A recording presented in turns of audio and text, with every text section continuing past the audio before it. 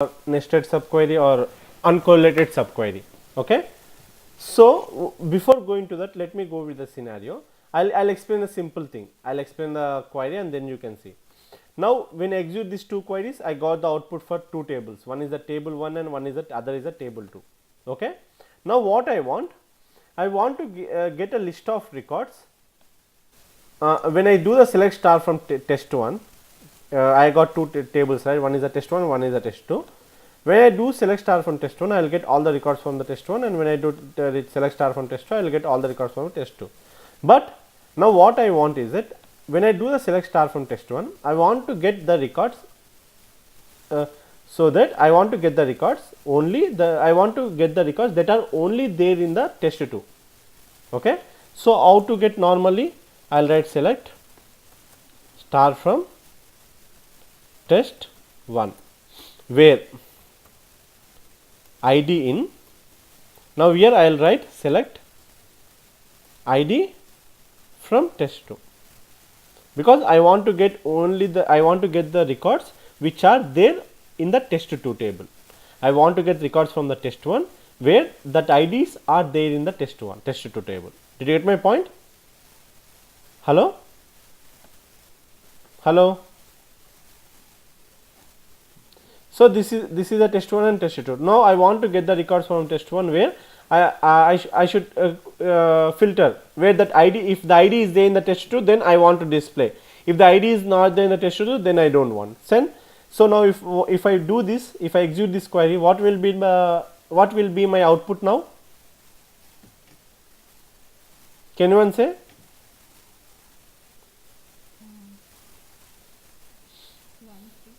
Yeah, 1 3 exact. So, now you will get 1 3. The same thing I will do in other way. Where exist. Okay. Instead of select ID, you can do anything, select star or anything, whatever you want. Where, okay, inside the bracket, you can see inside the bracket only I am doing. Where test2 dot id equal to test1 dot. What will be my output now if I execute this? I will execute both. Will the outputs which I get from both the queries, will it be equal or not equal? See, I got the same output. Do you get my point? Yeah. So, what is the difference between them? Now, here the first thing is that it is a correlated subquery. It is a uncorrelated subquery. So, the subquery you can name it as. So, there are two types of subqueries. One is a, I think I didn't attach my pad. So, give me a minute. Yeah. So, you got two types of subqueries. One is a correlated,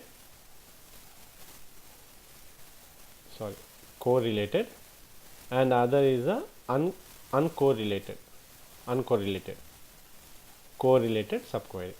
Correlated subqueries, uncorrelated subqueries. Okay. So, what are correlated and uncorrelated subquery? See here, in the first one, what happens when you execute this? The query which is there in the bracket, you will call that query as the inner query. The query which is not there in the bracket, that is the outer query. Okay. So, when you use this uncorrelated subquery, what going to happen is that first the inner query is going to execute once, and next the outer query is going to execute. Okay. So, here the inner query is going to, so how the system is going to take? First the inner query. So, what are the things you have in the bracket, that will execute. So, how it will be look like means, so when you execute the query, first the inner query will execute. So, inner query has 1 comma 3. So, the inner query will execute. After that, that outer query will use the inner query results and then the outer query will execute. Did you get my point? Yeah. So first this query will execute. So now how it will happen is that this, like this is a step that will happen. Select star from test one where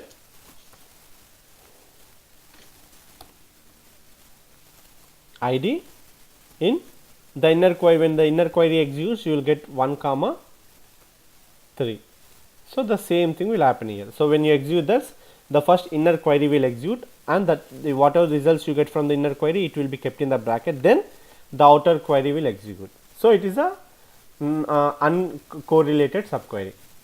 Then what is the this non correlated subquery? What is this correlated? Yeah, Manas.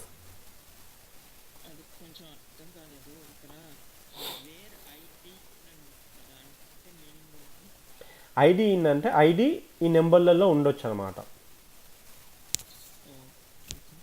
Okay, ఒక్క నిమిషం అక్కడ నేను selection option test one okay where test one dot ID equal to test two dot ID అంటే అదే చెప్తున్నా ఇప్పుడు. Next step నేను అక్కడికి వస్తున్నాను. Okay, so the first query what happens, the inner query executes and the next outer query execute. What about this one? Here see, you can see one thing. If I want to execute the inner query, whatever the query is there in the bracket, I can't execute because this inner query uses the test1 table dot id, means it uses the outer query id inside the inner query. Did you get my point? So hello, Yeah. so here first the outer query executes. After that, whatever the id you got, that id will be passed to the inner query and only that record will be executed. So normally here in this scenario what happens, the first inner query will execute, first outer query will execute. What is the results we got in outer query? We got the results as id and amount, right? So here what happens, first the outer query will execute. So then what will happen, the outer query results will be, it will be id, because it will execute record by record. Now at the back end the system execute record by record, right? It is not bulk, but at the process it will compare only record by record, it will not compare all at the same time. Okay, so first what happens, the outer query will execute and it will show the record one, id 1, then that id is passed to the inner query. So here the necessity is that, then see, based on this id the inner query will execute and it will only give the value 1. Actually I given here syntax, so it will only give the value 1. See, okay, so it means that here in this scenario what is going to happen is that first the outer query executes, then the outer query id is passed to the inner query, see test1 dot id, and after that that inner query executed. If the inner query returns the value, if the inner query, after passing that id into the inner query, if inner query returns any value, then the outer query will give that id 1 comma amount, it will give that. And if inner query doesn't show any results, so currently what happens here, first record you will be getting as id and amount, right? So when you pass the first record, okay, id amount, you will pass the id to the inner query. So when you give id 1, what happens, that id 1 is there in this table, right, test2, so you will get the output, you will get some records, it means that that id is there. Then since you did star is nothing but test1 table star only, so you will be getting the records 1 comma amount, okay, 1 comma 100. Next it will pass the data 2 comma 200. Do you have 2 comma 200 in the inner query in the test2 table? No, you don't have 2 comma 2 comma 100 in the test2 table, right? So then it will not, when 2 is passed to this this inner query, you will not be getting any records because 2 is not there in the table. So there will be null value written. So when the null value is written, then you will not be getting any records from the test1 table.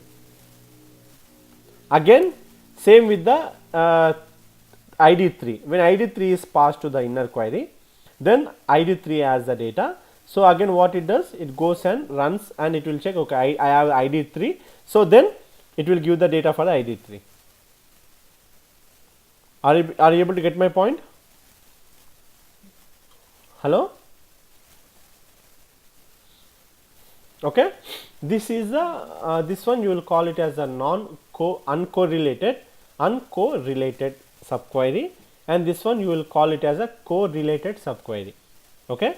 So in the uncorrelated subquery, the inner query and outer query is not related between them. Uncorrelated, right? They are not related. There is no relation between them. First the inner query will execute, and whatever the output you get from the inner query, that output is used by the outer query. But in the correlated subquery, inner query and outer query are joined inside the inner query. See here, it's like the where condition, joint condition only, right? Equal to first table test2.id equal to test1.id. It is nothing but I am joining the inner query id with the outer query id. It's kind of a join only. So the outer query, inner query are related. Now what happens? First the outer query will execute, and again based on the outer query value, again the inner query will execute. So now normally in the outer query, if the outer query has m records and inner query has n records in both the thing. So for uncorrelated data, the query will run for m plus n times. Okay. But whereas the non-correlated subquery, whereas the correlated subquery, if you have m records, outer query has m records, inner query has n records, then this query will run for m into n times at the back end. It will run m into n times. See, m plus n times is greater or m plus n time is greater? M into n times is greater. Which one is greater? So whenever you use a correlated subquery, it takes more time, and because of that, the time will be it takes more time. Because it takes more time, the performance will be very less. Performance means the effectiveness will be very less. But when you use a uncorrelated subquery, it runs for m plus n times, means it is slower, where it runs with less time. Since it runs with less time, the performance is I. Performance is I nothing but effective is more, because it is taking less time. In our database scenario, when you will call performance means whenever you run query, the output you should get in less time. It should take less time for executing the query. So that one is nothing but the performance is good. If it takes more time, then you can say that since it is consuming time, so the performance is bad. Okay, this is the relation between the correlated subquery and uncorrelated subquery. Are you all able to get this?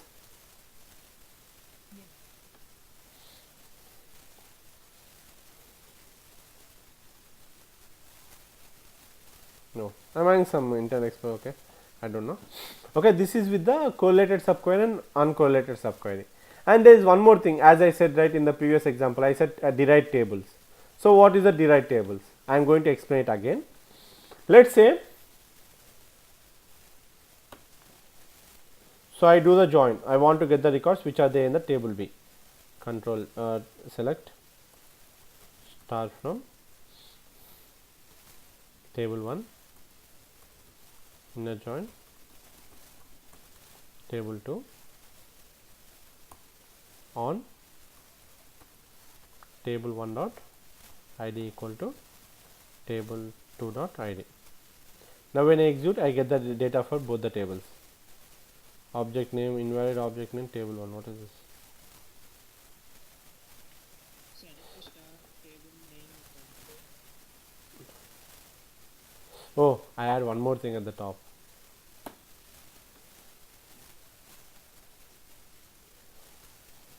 Select star from Start from a table నుంచి star oh star no, it is a test 1. I think it's a test 1, not table 1. That's why, that's the reason it's showing the wrong table.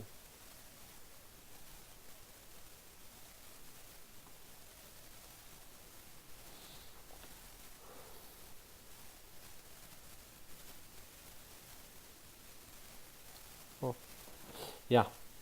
See, now one more thing I would like to no, 1 minute. One more thing I like to say. Okay, test1 dot id. Oh, oh, yeah, okay. Yeah, okay, yeah. So now we have got id amount and id amount. I got it. Okay. So whatever the output you get from this, you can use that output as a table. Okay, whatever the output you get from the table, you can use that output as a table. So how to use that? See, one thing, select star from, and I'll give bracket. After that I'll give the table name alias.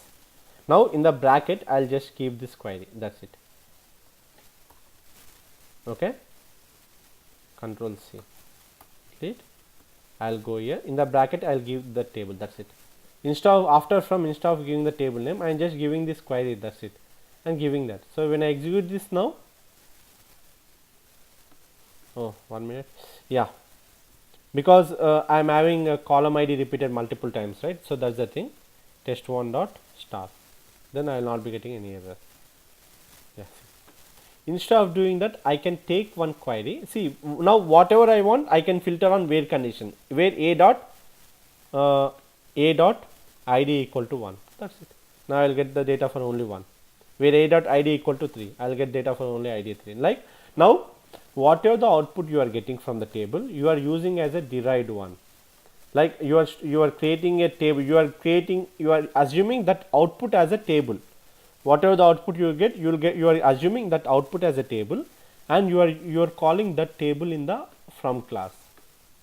After from you should give the table name, right? But you are not given any table name. Just I have given the query in brackets, and I have assigned that name. That's it. So automatically this entire thing will become as a table. So you can call the same thing. You can call the entire thing as a table, and you can do whatever you want. As I said, right, that example. That's the assignment one, yesterday's one, right?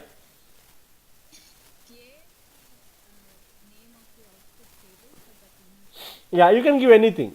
Not only a, you can give whatever you want. I can give it as inner join ij. Then I need to use the same thing here, ij dot id. It depends, whatever you want, you can use it. Okay. So it is nothing but a derived table. So normally, yeah, go ahead. First లైన్లో Hmm? ఆ star అనేది ఏ table నుంచి తీసుకుంటారు? Actually ఇక్కడ చూడు, నువ్వు లోపర్ query execute చేసిన లోపర్ క్వైరీలో నాకు ఓన్లీ టెస్ట్1 టేబుల్ నుంచి వస్తుంది డేటా ఇక్కడ. కాబట్టి నాకు అదే డేటా వచ్చేస్తుంది నాకు అవుట్పుట్. అంటే ఇప్పుడు చూడు, ఏదైతే అవుట్పుట్ వస్తుందో ఆ అవుట్పుట్ మొత్తాన్ని ఒక టేబుల్ కింద తీసుకొని అదే తెచ్చుకుంటాను నీకు ఇక్కడ. నీకు ఏదైతే అవుట్పుట్ వస్తుందో ఆ అవుట్పుట్ని మొత్తం ఒక టేబుల్ ఐజే అనే టేబుల్ కిందకి అసైన్ చేసుకుంటావు. చూడు, అవుట్పుట్ని ఒక బ్రాకెట్లో పెట్టుకున్నాము, ఆ క్వైరీని పెట్టుకొని దానికి ఐజే అని ఒకటి ఇచ్చేసినాం. కాబట్టి నువ్వు ఇప్పుడు బయటకు వెళ్తే అదే వస్తుంది నీకు. ఇప్పుడు నేను ఒకవేళ ఇప్పుడు ఇన్పుట్ క్వైరీలో నేను ఇప్పుడు టేబుల్ నేమ్ ఇవ్వకుండా స్టార్ ఇచ్చాను. నాకు ఏమైపోయింది, ఇప్పుడు ఐడి 2 times రిపీట్ అయింది. 2 days డేటా వచ్చింది కదా నాకు ఇక్కడ, 2 tables డేటా వచ్చింది నాకు. అదే నేను ఇప్పుడు అవుట్పుట్ క్వైరీలో ఇచ్చింది అనుకో, నేను పిలిచింది అనుకో, నాకు ఎర్రర్ వస్తుంది. ఎందుకంటే ఐడీస్ 2 times రిపీట్ అయినాయి. చూడు ఇక్కడ, the column ID was specified multiple times for IJ. కాబట్టి నాకు అప్పుడు నాకు ఎర్రర్ వస్తుంది అనమాట అది. Okay, mostly you will be getting this kind of things many times. You will be facing this issue, so accordingly you can plan. And now what I would like to say is that I would like to say some of the, okay, I'm stopping this, and I like to say some of the date time functions.